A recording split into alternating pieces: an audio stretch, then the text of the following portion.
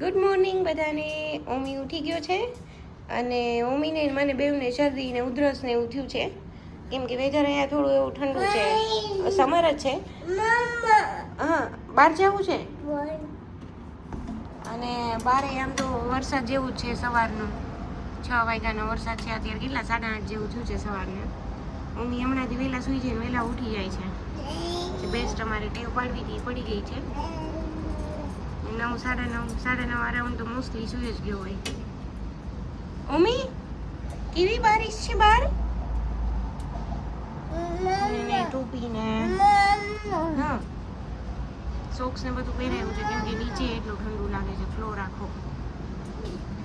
તો અમારી બિલ્ડિંગ છે, હજુ સાવ ન્યૂ કન્સ્ટ્રક્શન છે એટલે એટલા બધા લોકો રહેવા નથી આવ્યા. પેલી બાજુ ટ્રેલ છે આખી.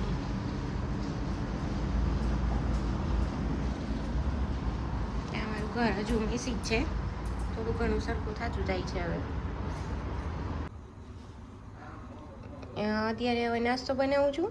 મારી રોટલી છે, હું દેશી છું થોડી. મમ્મી મમ્મા દેશી છે અને પપ્પા થોડાક ફેન્સી કેનેડિયન બની ગયા છે એટલે એને શું કહેવાય એવોકાડો ટોસ્ટ ખાવા છે, એ બનાવું છું એના માટે.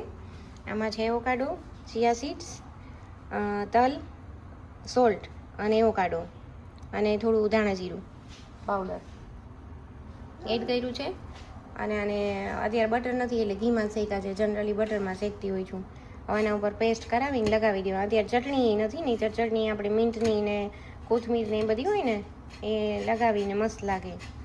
કેચઅપ તો ખાતા નથી. અને મમરા વઘાર્યા છે, અહીંયા ચા બને છે અને અહીંયા ટોસ્ટ, મારી રોટલી બાકી છે.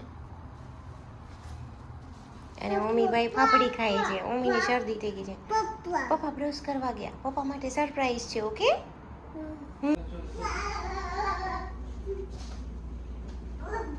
ઓમના પપ્પા ઉઠી ગયા છે, ક્યારના ઉઠી ગયા છે, બ્રશ કરી એવા.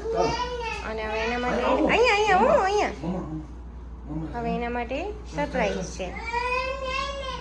ગાર્ડન ઓમુને અત્યારમાં ગાર્ડનમાં જાવ. પેલા મમ્મા કોની કાલેનું છે. અમુના પપ્પા માટે સરપ્રાઈઝ છે. આ લ્યો પપ્પા તમારા માટે સરપ્રાઈઝ. દેખા હેવા કાંડો એ આવું છે તારે. અમુભાઈને ભાવી ગયું છે.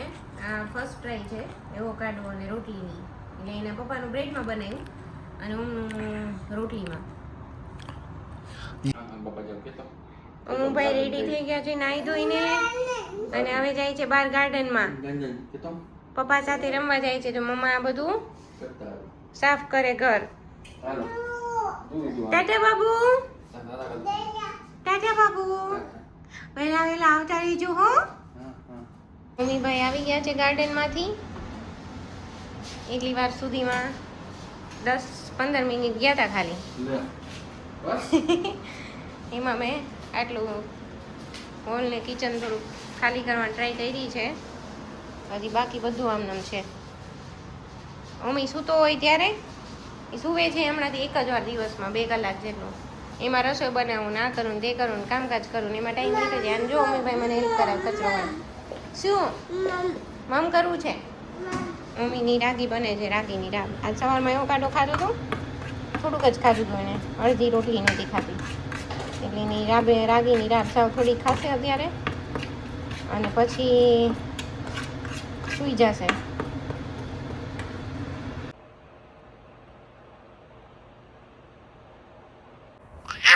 અહીંયા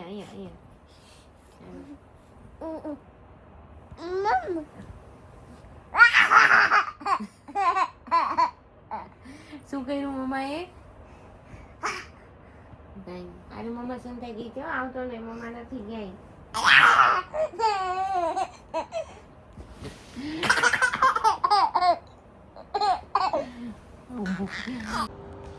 ઓમીભાઈ ફર્સ્ટ નેપ લઈને ઉઠી ગયા છે અને કાકડી ખાઈ છે. હવે શું ખાચો ઓમી તું? કાકી બસ જો ખા કરી દીધું ને નીચે મૂકી દો. હાલો હવે ત્યાં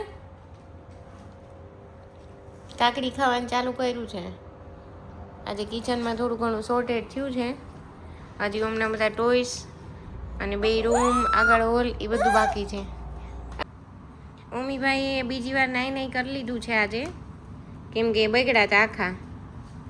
કેળું ખાવું હતું એને, આખો કેળાવાળો થયો હતો. અને પછી હવે શું કહેવાય, આ નાનો હતો ને ત્યાં ટમી ટાઈમ માટે અમે યુઝ કરતા હતું બધું. હજી સામાન ખોલીએ જ ને એમ ધીમે ધીમે એના નવા નવા રમકડા બધા નીકળતા જાય છે. નાના હતા ખોલ એને મારે હેર ઓઇલ કરવું છે, માથું ધોયું એટલે મને કે શું કરવાનું? ખોલ.